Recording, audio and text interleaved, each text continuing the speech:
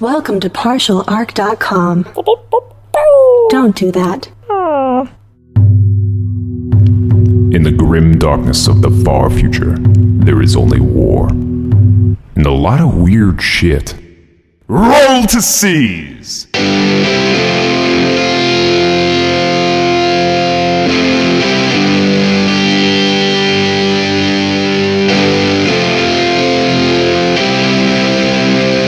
Welcome to Roll to Seize. This is episode 29. I'm your host, Jay Jones, and I'm joined by my co-host and Warhammer enthusiast, Andrew Dickinger. How's it going, everyone? Oh, man.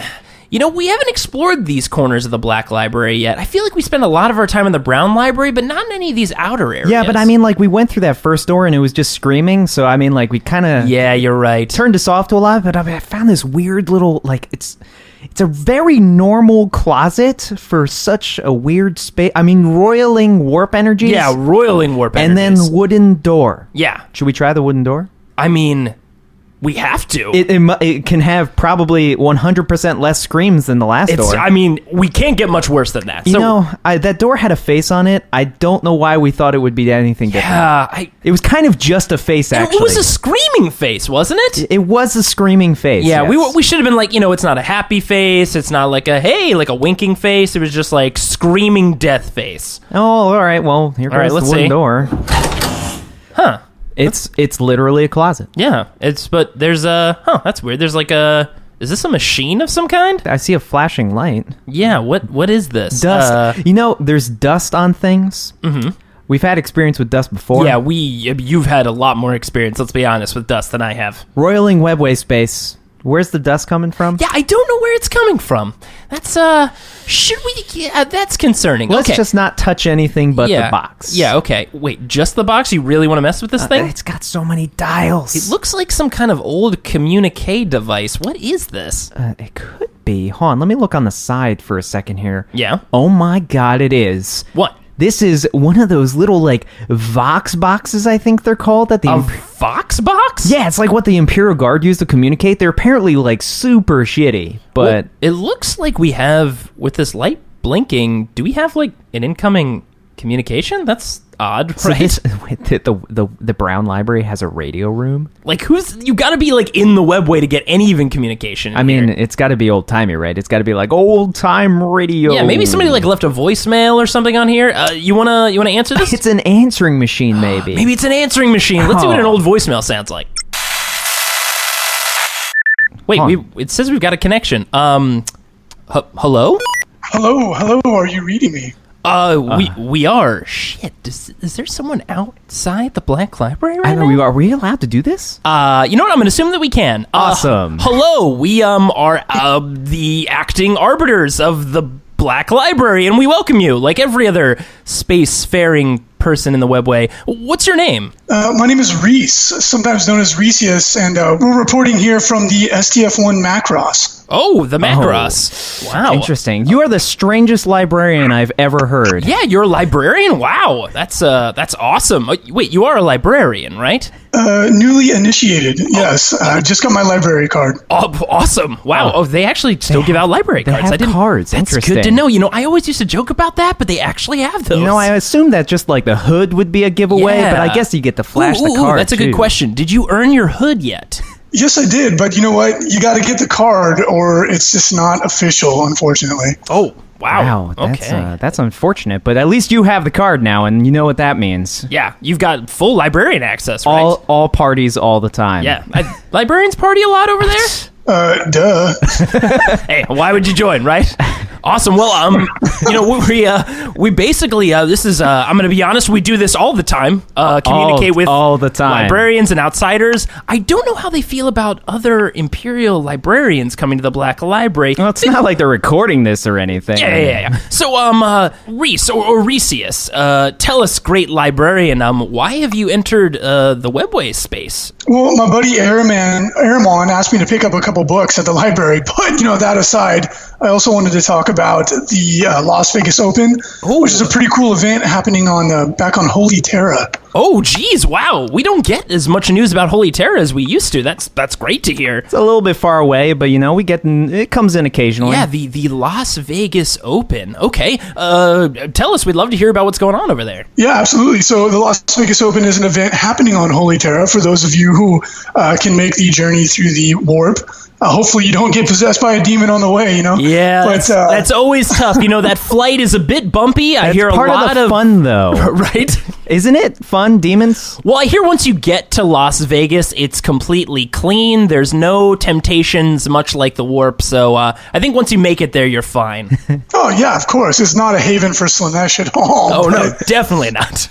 But the Las Vegas Open is a ton of fun, and we hope to see some of your listeners join us there. It's going to be a great time, and it is in Las Vegas, Nevada at Bally's Casino, February 3rd through the 5th. It's about a little over 2 months away from now, and there's all kinds of fun stuff to do. Besides dodge the temptations of Slanesh, you can engage in some old-fashioned playing of tabletop games. Whoa. And there's a ton of stuff going on.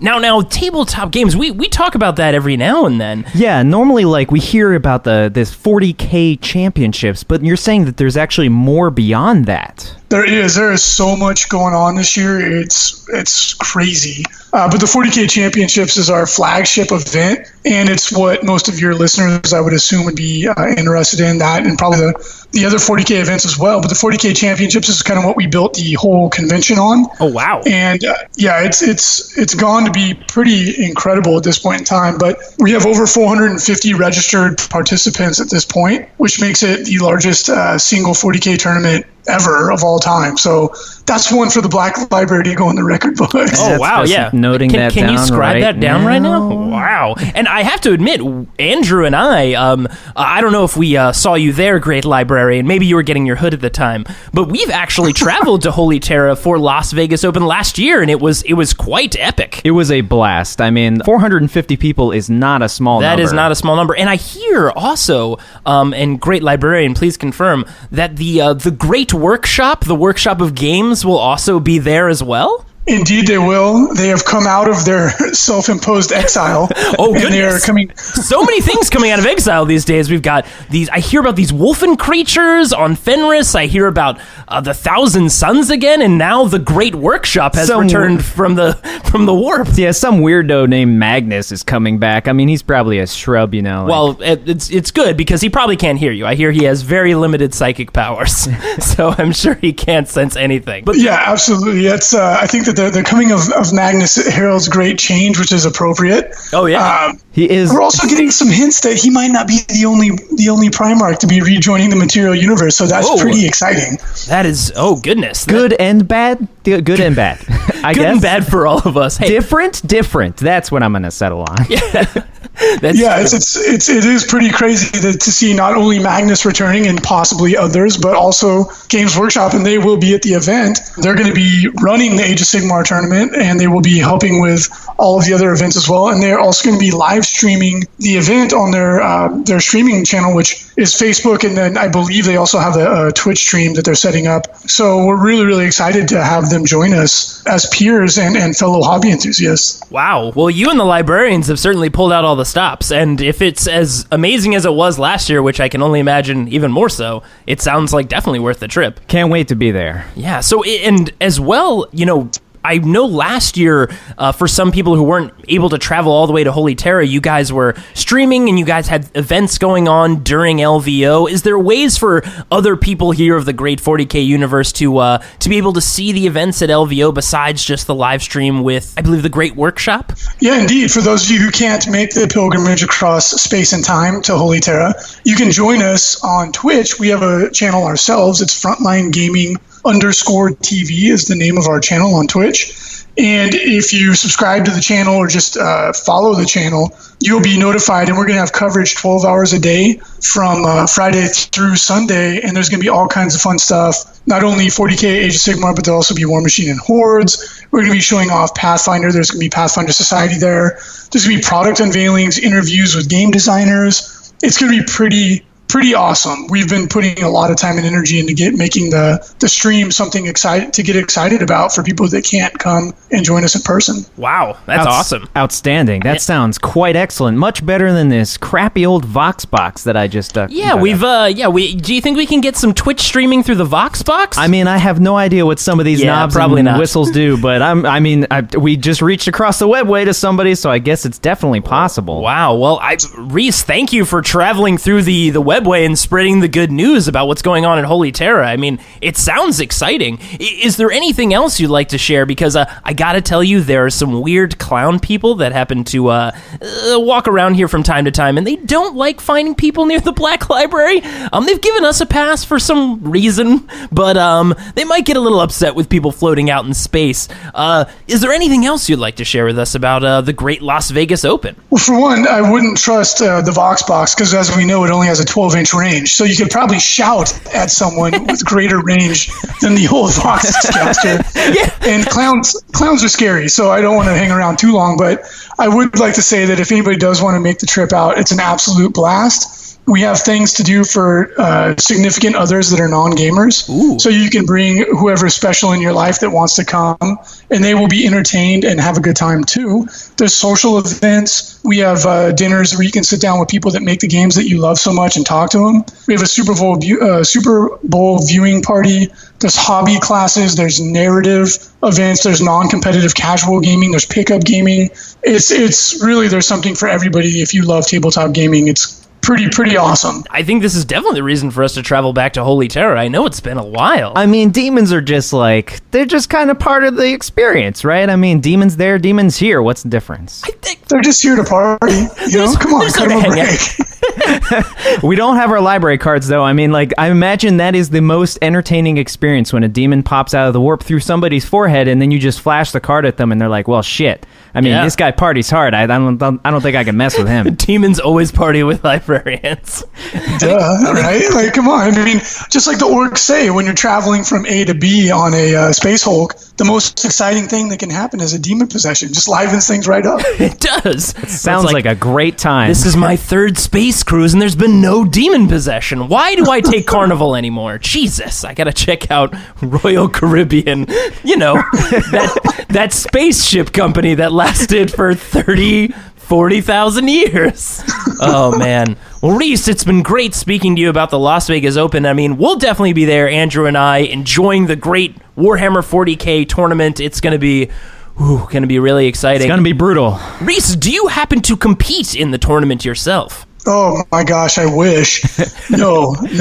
I will be burdened with the administratum tasks of coordinating all other branches of the event. The Adeptus Administratum definitely have a lot on their shoulders, so I do not envy you. Well, I want to wish you good luck, Reece. I'm sure it'll be a blast just like it was last year. Absolutely. Thank you guys for having me so much, and SDF1 Macross. Time to take off. We're going to be pumping some min-May jams, and we'll be talking to you guys later. All right. Sounds good. Good luck. Signing off. The strange things you find in closets, right? I mean, I guess webway closets. Yeah. I mean, I'm still concerned about the dust. I swear it was shifting a second ago. While we were talking to him? Yeah. Oh, boy. All right. Well, I mean, at least it was successful, and we didn't get a knock on the door from murder clowns. Yeah, and at least not yet. Plus, we might actually have a library card waiting for us when we go to the Las Vegas Open. That would be, space library. What are you going to do with your hood? Oh, I mean, I would assume stop demonic possession, possibly caused by dust inhalation. Ooh, that would be really, really good for you. But the dust is so fun. No. No dust for you. Me? I'm going to party with my hood. Hood up, psychic out, right? That's what they say? Hood up, psychic out? It's like the hood's always up, Jay. It's like more like a helmet than a hood. You do is know it? That. It's not like cloth. Oh, is it like a safety thing? Like, hey, don't be doing any psychic stuff without your helmet. You know what? That might actually be perfect for you. I should have that on me at all times. You should have it on at all times. All right. Anyways, guys, on to our Seizes of the Month. So this is where we go through our biggest missteps we had from this past month in the tournament scene. And we didn't have any screw-ups at all, right, Andrew? We can just skip on by this area. So good. So good. So good. You go first this time. Ah, fuck. Well, all right. So my first gripe, it may or may not have something to do with the title of the show. What? and the rule in the game that exists, and it kind of does, but it doesn't, but it kind of does. So yeah, I definitely hate the roll to seize. The roll to seize. I will be happy to see that go. Andrew is a self-hating podcaster. It is just so sad.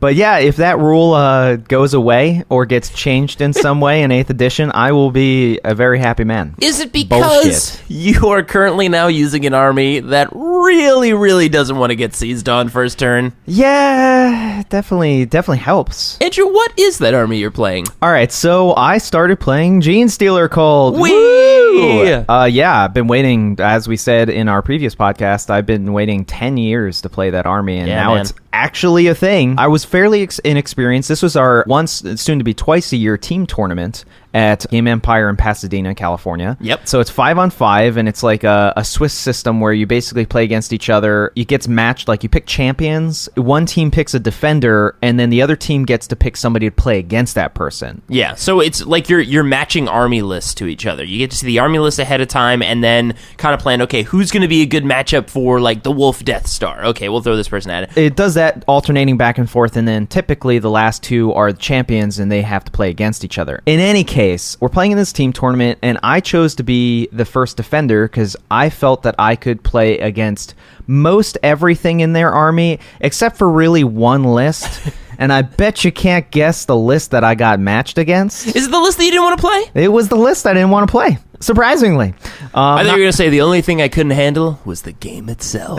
Well, let me get this out of the way. Roll to seize is a dumb rule, and I'll tell you why. It's a rule in the game that makes it so a player can just basically win or gain an extreme advantage that's not skill-based, and that just comes down to a die roll before the game even begins. Yeah, it's truly a luck system. Yeah, so like he basically got the best case scenario. Now, granted, this was basically like a cascade effect. I didn't get any of the psychic powers I wanted. I didn't get any of the individual abilities like my Warlord trait or the Genestealer ability that I wanted because I was running this formation called the First Curse, which is really cool. And he got the Warlord trait that gave him +1 to his seize, so he had a 33% chance to seize on me. And Andrew, what number did he roll on that die? I mean, on you? He rolled a 5. There's nothing I can do about it. It's he just suddenly gates it. And I got good rolls for my Cult Ambush. So the game starts.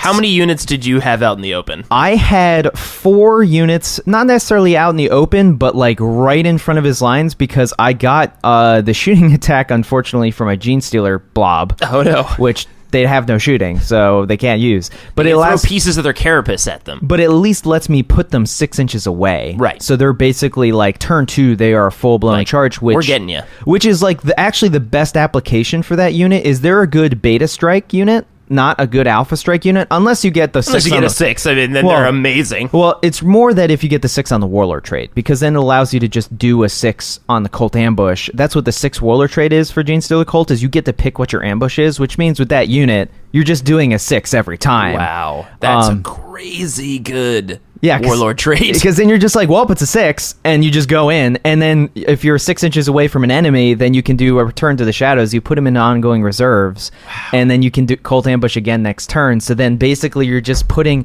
a 20 blob of Genestealers and a Patriarch anywhere you want and assaulting the turn they come in. Jeez. Very powerful. But essentially, my seizes, I had 3 units that I could assault with turn 1.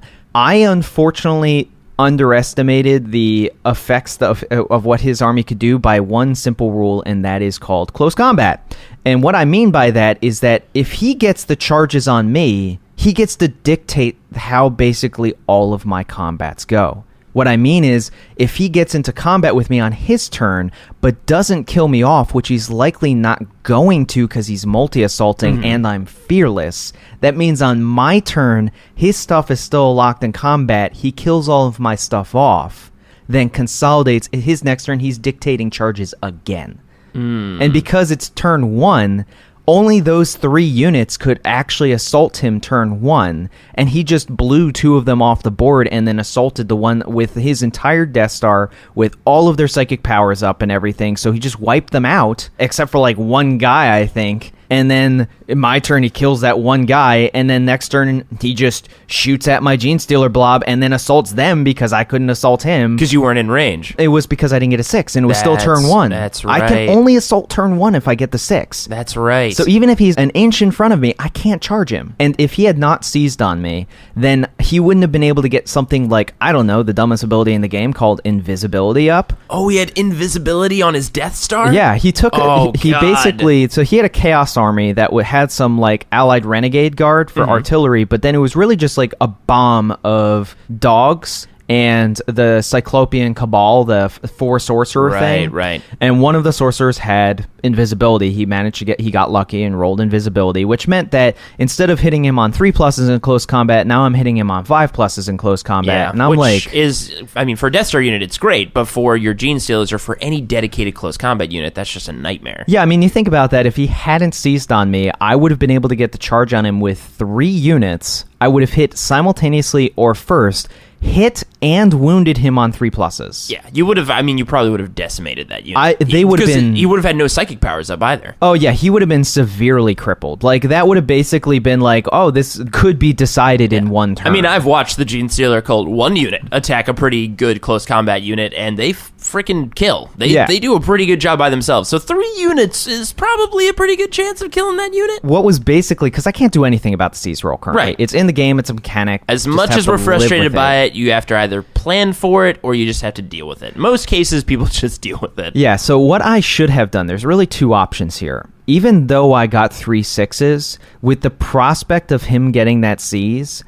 I really should have just been more conservative. Even with first turn, or have given him first turn, because at that point, I'm setting the stage of the game. Yeah, you're dictating how it goes. I'm dictating how it goes. I'm denying his Warlord trait, especially if I give him first turn. Yeah, he gets some volleys on me, but that's the one thing I learned as I played the tournament with Genestealer Cult is everything's expendable. Like, they're only like 100 to 130 point units. You just throw them away. They'll do their business, but when there's literally 90 models, like, I'm just not used to playing that many models. Like, I'm used so to you're still playing used 30. to like one unit going away. You're like, no, so precious. Yeah. But in this, it's like, oh, what am I doing? So like I said, my seize was I needed to realize that with Cult Ambush, I can always set the stage. And even if he gets his psychic powers off and I give him first turn, that's fine. He has no targets to go for. Hopefully he doesn't stay in his deployment zone and he comes center field, because that means that my turn, I can just take everything off the board, except for like a couple things to basically survive his artillery and grab Maelstrom stuff. And then turn 2, he will go first, maybe come closer to my lines, because you don't have anything to go for. There's like a tank or something. And then now when you roll 6s when you're re-engaging with your cult, now you can be guaranteed to get the charges you want. There's nothing he can do about it, essentially, and I can go for his key units, like go into his backline and take out all of his artillery. You know what's also important to think about this, too, is now when you're doing it in deployment, you're doing it pre-turn, you don't know what his objectives are yet. Yes. Now you're cult ambushing, knowing what his target objectives are for the turn, and you can neutralize those objectives while capturing objectives for yourself. Yeah, it's like ironic that you'd think, because I have no units on the board, that he could go for his home objective and be safe. But no. Not with Cold Ambush. Not with Cold Ambush. Because it's not Deep Strike. It's not like you could scatter on someone, you just place them. You just place them, and it's just like I could just get a 6, and they're 3 inches away, and it's a 1 artillery unit that's holding his home objective, and I just go in and just wipe them all out, because they're not good in close combat. No, so it's just like... That's so interesting. Even though Cold Ambush is so crazy strong to deploy before the turn has started, which is really cool, especially if you're going to get first turn, it is interesting to think about in ITC with how we do and score with Maelstrom. It might actually be better to wait and then put them in after you know what the objectives are. Yeah, especially when you have the Subterranean and Uprising formation, which gives the extra roll on Cult Ambush, that added chance to get 6s. Now, they must deploy via Cult Ambush. You can't hold them in reserve.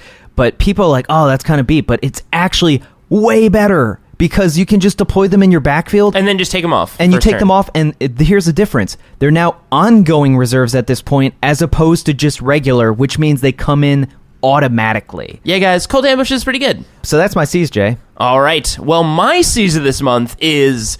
It's frustrating because I also ran into some chaos shenanigans in my game as well, and I was playing a Nurgle player. Well, he had Nurgle. He usually does Nurgle, but he also has Tzeentch in this one. So his army was 2 different Nurgle drone units with some beasts backing them up, and then he had the big, I forget what the formation is called. Like the burning something. Oh, he was probably taking the Warp Flame host. Yeah, I think it was the Warp Flame host, yeah. So it was a bunch of Exalted Flamers, and he had some pink horrors in there.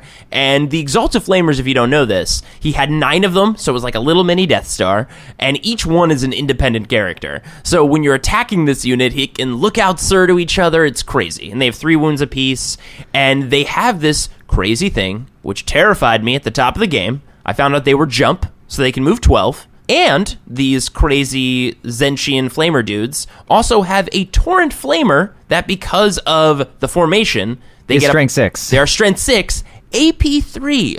Strength 6, AP 3 Torrent. Now, I'm, for this game, playing my Eldar. This is my Eldar list I've been working on for a while. 3 units of Striking Scorpions, 3 units of Warp Spiders, 3 units of Fire Dragons in 3 different Falcons that go into Cloud Strike, and like an Autarch with a Warlock to kind of hide in the back and not die. Because, guys, I have learned my lesson to not put my Autarch into danger immediately Your anymore. little toughness 3 Autarch right in the fray. Yeah, now he's T4, and he's hiding with a Warlock who can each turn try to put Conceal on him, so when they jink, they have 2-up Conceal. It's a much better scenario now. And the 48-inch flat out. And a 48-inch flat out. So I figured out how to keep him safe. So far, he has survived all of his games, but I've learned things. But that's not what my season is about, is that I've learned things, because that's not what our seasons are about.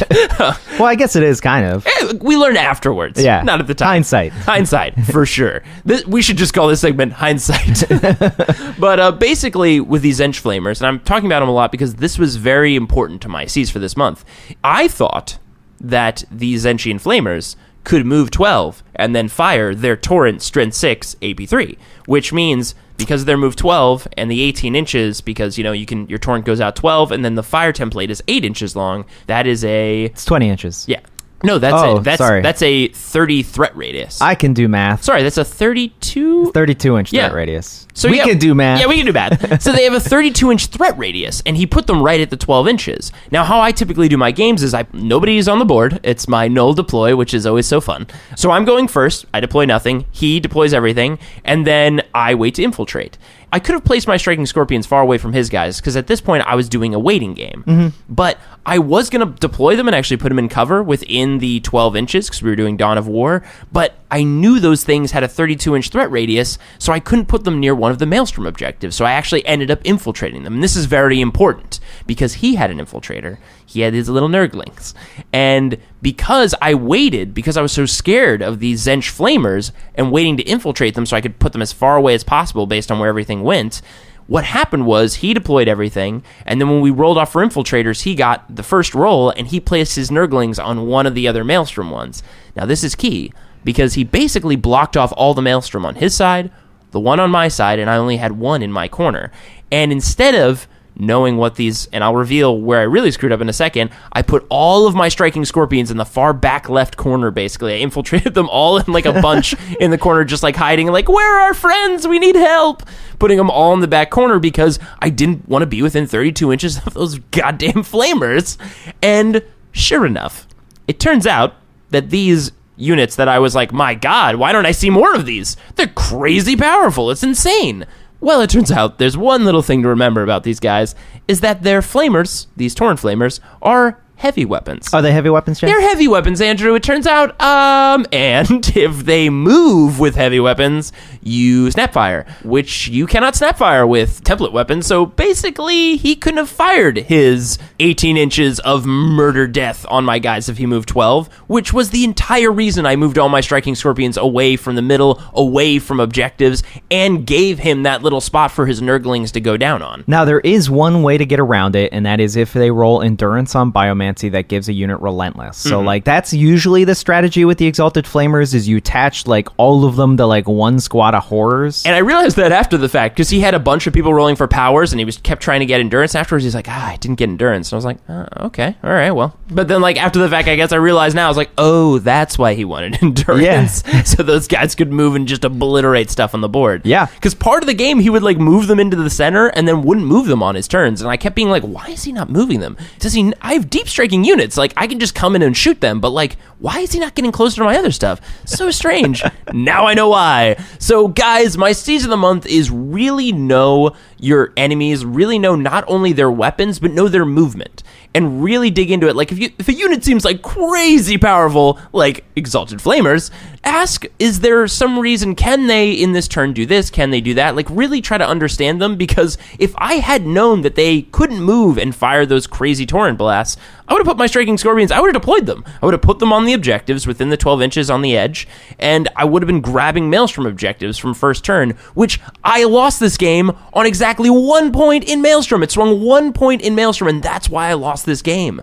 It was a huge, huge disappointment to find that out after the fact, and it was 100% my fault. Yeah. So, guys, always make sure you know exactly what those units are and what they do, and just educate yourself. I mean, don't try to know the entire game, but if you at least know who you're facing, then exactly. That definitely helps. Take a moment and say, like, how far do they move, da-da-da, and if someone has, like, a crazy weapon, it might be okay to, like, put a scenario out there, like, hey, so turn one, if I have a guy here, that guy can move up here and flame. Hopefully they're not cheating. They're like, yeah, he can. But, like, hopefully they're like, oh, no, he can't do that, because they would snapfire, because they're heavy weapons. Then you'd be like, oh, okay. Yeah. I know what's going on here. Never be afraid to ask them questions. Exactly. Well, guys, those were our Seize of the Month, and that'll take us to the Brown Library.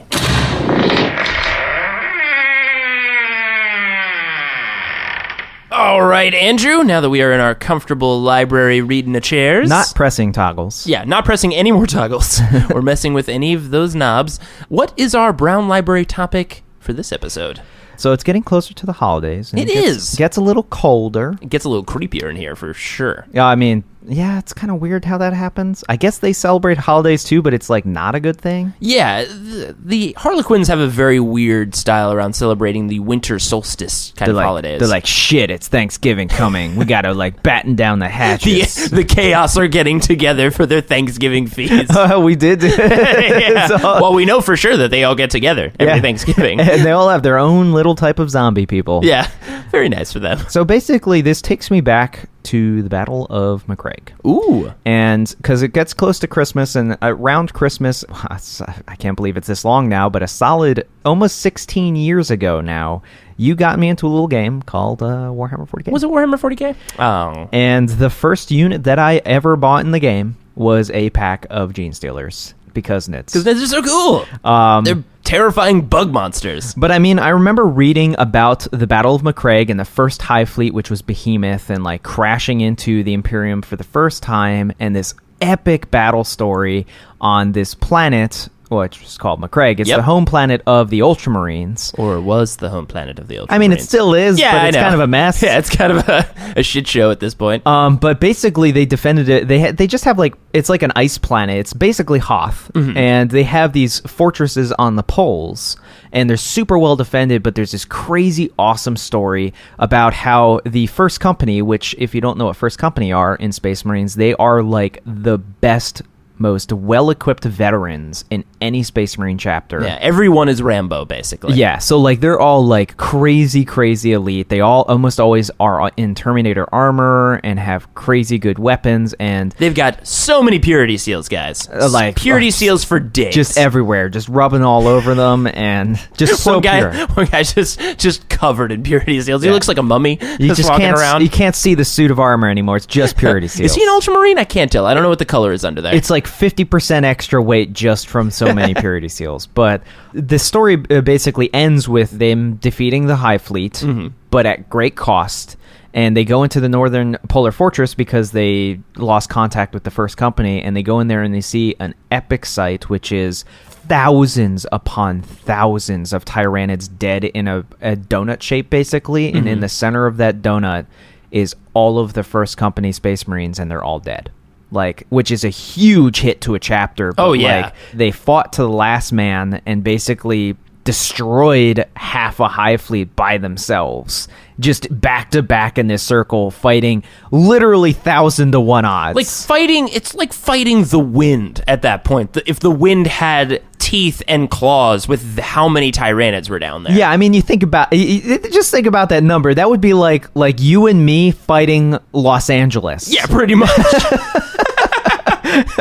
Because, first company is usually only like 100 or so guys, because, a chapter's only like 5 to 10,000. Whereas then first company, these are the guys that have lived for centuries, and like they are like a step below a chapter master, basically. Wow. So super powerful, and they specifically focus around a unit that I just never see on the table anymore. Really? What unit?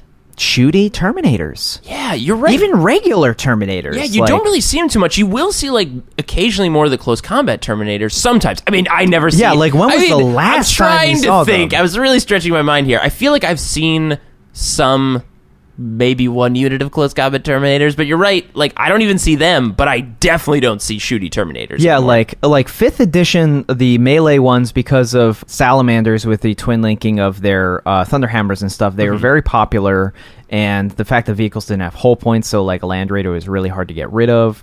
But then like 6th and 7th edition came, and just like they just became this what most people call overcosted unit that doesn't really have a strong enough effectiveness, because in 7th edition you're either shooty or you're extremely mobile, and mobility is the name of the game, and when it's a unit that only moves 6 inches and has to do close combat, it's just like... And New Battle Company is pretty mobile these days. Yeah, I mean, when all transports are free and you have like 11 rhinos, you just don't need the Terminators because you can just spam so much other stuff. Yeah, you're just a rolling wave across the field. So I really miss shooty Terminators. Back when I actually played Space Marines, I was playing Dark Angels. Yeah, I don't think we've actually ever talked about this in the show. No. One of your very first armies, like when we played 12 years ago, 13 years ago, very long time, was Dark Angels was one of the armies you had. Yeah, so basically the two armies I had were Tyranids and Dark Angel Space Marines, because I love the fluff behind the Dark Angels, and are they chaos or aren't they, and all this other secret stuff, and kind of put like Nids to the side at the moment, and I was like, we were really getting into Space Marines. Like, like I was playing Space Wolves. You were playing Space Wolves, and I was playing Dark Angels, and I loved Deathwing. Like, Deathwing was like these super elite Terminators that are like crazy powerful, and I always ran shooty Terminators because I fucking love miniguns, and they have a handheld assault cannons. Hand miniguns. And so I was saw that one scene in Predator, and you were like, forever Yes. that. I just want as many Blaines as I can get my hands on. So this list is going to be focused on a formation called the First Company Task Force. Whoa! In homage of Macragge, and Macragge, we miss you. And they are all going to be shooty Terminators, because it's about time there's some goddamn shooty Terminators. It's about time the Terminators are back. So what this list has, it's basically 2 formations. It's the First Company Task Force, which is 2 units of 10 Terminators, 2 assault cannons in each, and 3 chainfists in each. And chainfists. Now, they're like the fists that have like the little chainsaw coming out of the top of it. It doesn't really make sense how it functions, but it looks kind of cool. You think like the giant fist is enough, but like after the giant fist crushes you into the ground, the little chain thing at the end is just going to go... So yeah, chainfist, it's basically an armor bane power fist, which is pretty darn good. I mean, it's a way to just deal with like things like knights and stuff like that, like a sure thing. But then there's also 3 units. Can you imagine the weapon master room where they're like, well, what are we going to do about knights? I don't know. Put like a chainsaw on it? Fuck yeah, that's metal as hell, man. Yeah! But then the rest of the First Company Task Force is 3 units of 5-man Terminators, and they have a Cyclone missile launcher in each of them. Oh, cool. And Cyclone missile launcher is cool if you don't know what it is. I'm sure most of you do. Yeah, I haven't seen a Cyclone missile launcher on a Terminator in forever. It's basically a 2-shot Space Marine missile launcher. Mm-hmm. So 48-inch range, 2 shots, either 2 Strength 8 AP3 shots or 2 Strength 4 AP5 blast shots. So like it's like a decent gun, but it's the fact that it has 48-inch range is really what like sells it. It's got extreme range on it, so you can basically hit anything on the board. Yeah. Now, the other formation I've included in this, because they need some kind of support, and I was like, what's really fluffy and like also towards the Terminator spectrum? And I was like, I should throw in a Librarius Conclave, because we all know what that is. Yeah, we do know what a Librarius Conclave is. And what's cool about what this does for them is that the 3 units, essentially how it's keyed is, you can't have Terminator's Deep Strike unless you take Terminator armor. Well, there's 4 Librarians in this, and only one of them has Terminator armor. And I'll explain why in a second. So that's going to be your Warlord. Because the other ones didn't rent it in time, right? They're like, we're going to war. And did you rent your Terminator armor like we said? Oh, was that what that email was about? And it's like, God damn it, Didn't get the memo. Holy shit, dude. We're about to go fight Tyranids. But basically the one that does, he's your Warlord, and they're all Psychomastery level 2. They all have Storm Shields, so that's automatic. That is nice. But the 3 units that have Cyclo Missile Launchers, those are going to be the ones that you want to deploy essentially turn 1. Like, you're going to have them on the field. They have 2+ saves. Oh, here's what the formation gives. I probably should mention this. Yeah. Let's talk about it. First, it gives them Fear and Fearless. Nice. So suddenly you don't have to worry about tests anymore or having small units, especially only 5 man on field, because you lose 1 or 2 guys, it doesn't fucking matter. Yeah. Like, I think we can both agree that the Fearless is the stronger side of the 2 power than there. Fear? You mean Yeah. Fear? The most forgotten rule in the game of Warhammer 40k? it may or may not have something to do with and they shall know no fear. Yeah, probably. But there's also a lot of Fearless in the game, and so Fear just doesn't matter. Yeah. Kind of. So basically, the focus of this army is overwhelming power, because you have all these Terminator units, everything in the game except for 3 of the Librarians has a 2+ save. They Nice. all have invuls. They're fearless, so that basically, like, because they're first company, they've got to be fucking badass. Yeah, they've seen everything. Yeah, the point is that these are supposed to be like the Macraggian replacements to the first company. They're Tyranid war veterans. They're inspired by who the first company were, and they have big shoes to Yeah, so fill. they've seen like these giant monstrosity beasts that the Tyranids threw at them. Also, probably they fought Chaos stuff before, and Chaos has got a lot of messed up crap in it too. Well, yeah, because I mean, basically, when you face the Tyranids, it's one choice: it's kill or be consumed. Yeah. What's cool about this first company task force is that they have an extra rule called Extremist Level Threat, which is at the start of the game before deployment, you nominate 1 unit in the enemy army. Everything in the first company task force has preferred enemy against that unit. Oh, that's awesome. But they also have one other thing that's really cool, and this is especially good with the Librarians. This is why I'm getting this, because Librarians have access to a little power called Psychic Shriek. Why this matters. Terrifying proficiency. Enemy units subtract 2 from their leadership whilst they're within 12 inches of at least 3 units from this formation. Oh, wow. So suddenly giving that -2 and then throwing Psychic Shriek on top of that, like, they get some great support with regards to psychic powers. And how close do the 3 units have to be to make the -2? An enemy unit has to be within 12 inches of 3 of them. Now, you think, well, there's only 5 units of Terminators. Well, there's actually not. There's technically 7 units of Terminators. Why? Because those 2 10-man units can combat squad. Right. Which means that you can stick basically the 2 assault cannons, because this is the thing I was worried about, was like, oh, but it's like a lot of eggs in one basket, and I have the 3 chain fists, and they all have power fist stock, which is like, that's the thing that people forget about Terminators, is they all have power fists. Yeah. So like, they're all strength 8 AP2 rocking all the time. But I was like, man, the chain fists are basically always going to want to get in close combat, whereas like, I don't want to get the assault cannons in close combat. Oh, right, combat squads. I just put 5 man, 2 of them of which have assault cannons, and then the other unit of 5 has the 3 chain fists. Yeah, they're charging in and messing stuff up in close combat while the other guys are backing them up. Here's the big key. It's essentially a bait and switch army.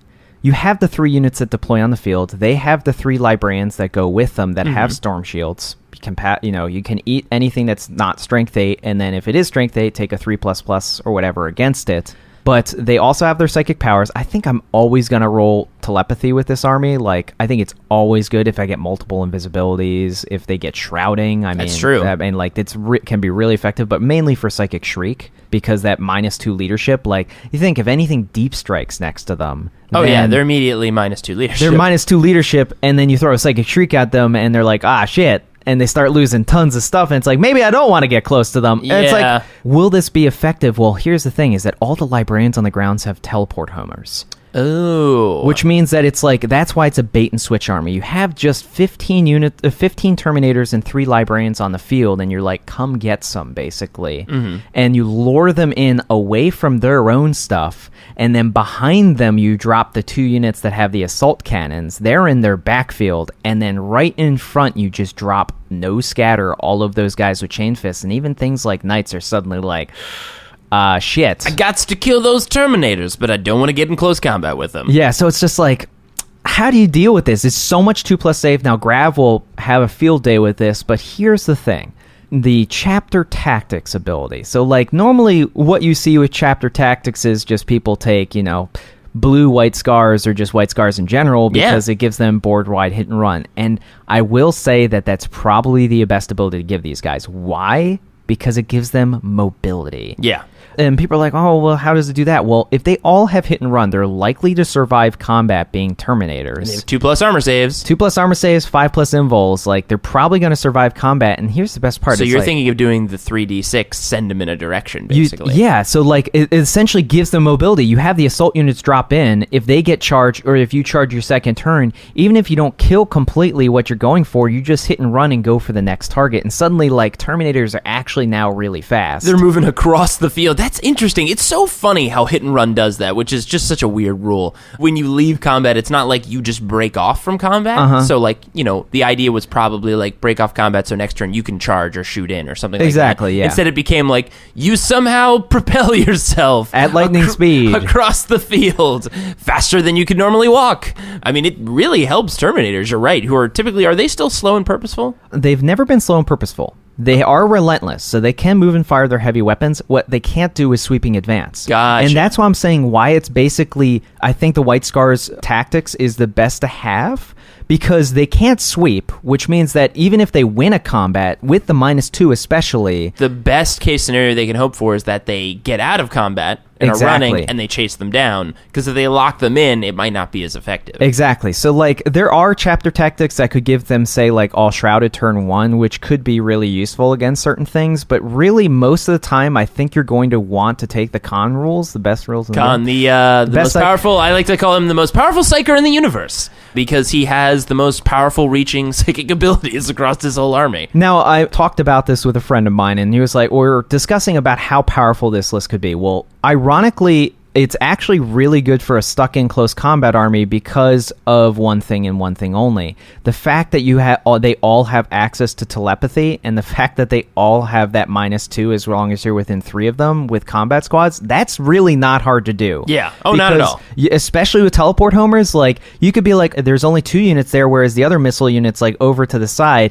and that's that bait and switch maneuver that I'm talking about. I won't get the -2 if I go there, but then you deep strike, and it's no scatter, and then suddenly there's a 3rd unit there. You fire at them, they're -2 leadership, and you hit them with Psychic Shriek at -2 leadership, and it's just like, shit, maybe that wasn't the best choice. Yeah, and I mean, like, with an army like this, it does a really good job of defending against, like, some of, like, just the heavy DACA armies. Like, I mean, Riptide Wing these days has, like, heavy DACA. So many smart missile system shots that are going into you, or so many burst shots, and this kind of, with a 2+ save, this really helps. I know, because I've had like DACA heavy armies, not smart missile systems, they ignore cover. I've had heavy DACA armies shoot my striking scorpions, but as long as they haven't shot anybody or fought anybody, they have 2+ cover save in any cover, pretty much, because they have stealth and shrouded. Yep. So I know for a fact having that 2+ save against, like, heavy waves of firepower is amazing. And unless you have some really bad luck that day, you can weather a shit ton of firepower. And sure, you can't sweep them if they run away,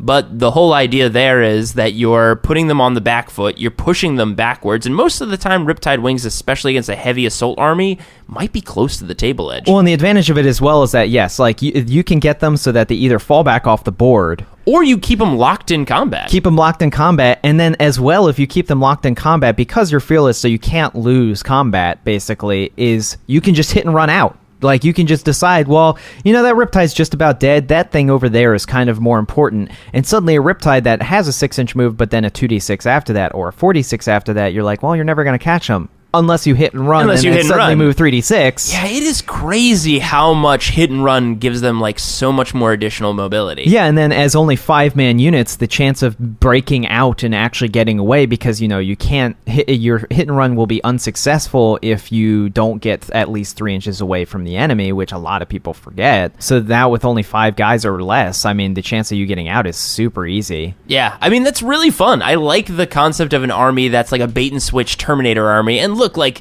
we've talked about this, we just don't see Terminators anymore. Never see Terminators anymore, and it's really sad. Because they're first off, they've got the name Terminator, and they're supposed to be like the super elite space marine, right? And now like Centurions are like the new Terminator in a certain way. This is Grav. Yeah, it's just so tough. The Grav really did hurt that 2+ armor because that was just the jam. But like I said, you get access to the telepathy table, you could still get shrouding. Yeah, we haven't talked about the Librarius Conclave is really going to give them a lot of extra defensive support. Yeah. Or offensive support. It's all about how you want to play them. I mean, you could, if they don't have a ton of blast weapons, you could just have all of these starting psychers. If one of them gets shrouding and there's cover, you could just have them clump up, have that guy do empiric channeling, he channels on a fucking 2, and just cast shrouding, and suddenly all those Terminators have 2+ cover saves. That is not bad. And it's just like, well, I don't want to get close to that. Right. But that's their home objective.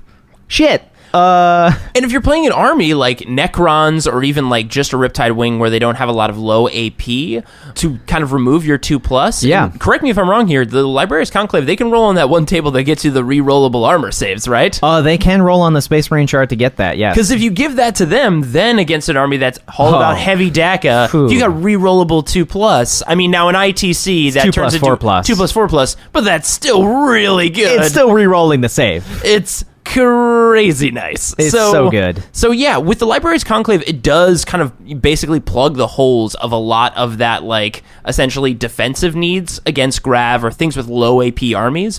And with the hit and run on Khan, now they're actually getting a little bit more mobility. And it's a funny thing, because like we even, a friend of mine and I who helped me design this, he was like, well, it's even got good defenses against Death Stars. Why? Because most Death Stars have like a couple characters that, if it's Chaos Death Stars, they're all AP3, which means these Terminators give literally no shit. Yeah, they cared not at all about them. But if it's against, say, like a Wolf Star, you get like maybe 1 or 2 guys that are AP2, and that's it, and you'll still get saves against it, but then all the rest of his stuff is like either higher than AP2 or no AP whatsoever, which means you get 2+ saves, and you're strength 8 everywhere, which means that those dogs that would have, like, I don't know, endurance or something on them are suddenly just dead. Yeah. They just get clipped. Poor little puppies. Like, because you're just strength 8 all over the place. It's just like you can't survive against it. Do you think Terminators would be better, or people would take them more, like, frequently if they were at initiative Power Fists? Oh, absolutely. Like, if they were at so initiative, strong. if they were like I4 with strength 8 AP2. Oh, they'd be so strong.